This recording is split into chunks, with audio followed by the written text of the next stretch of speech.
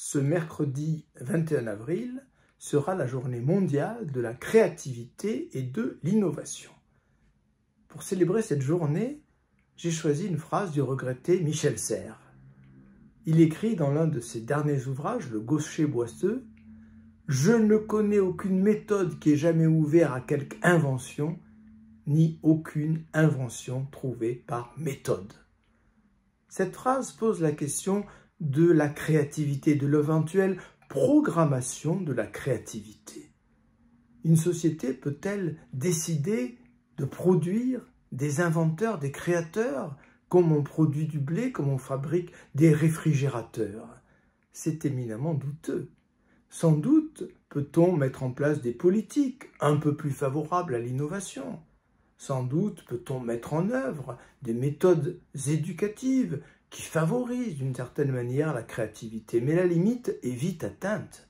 Il est illusoire de penser qu'on peut décréter l'apparition du génie créateur, de celui qui va renouveler l'art, la science ou la philosophie.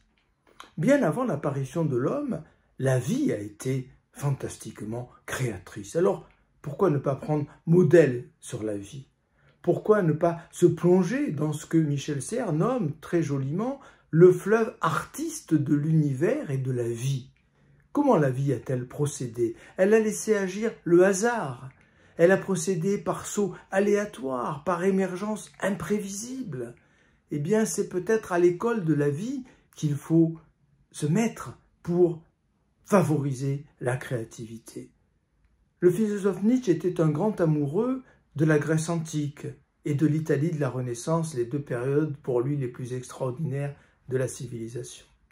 Il nous fait remarquer, dans nombre de ses œuvres, que c'est dans la Grèce antique, période violente, guerrière, que sont apparues les mathématiques et la philosophie. C'est dans cette Italie de la Renaissance, où les cités se font sans cesse la guerre, qu'ont été produites quelques-unes des plus belles œuvres de toute l'histoire de l'art.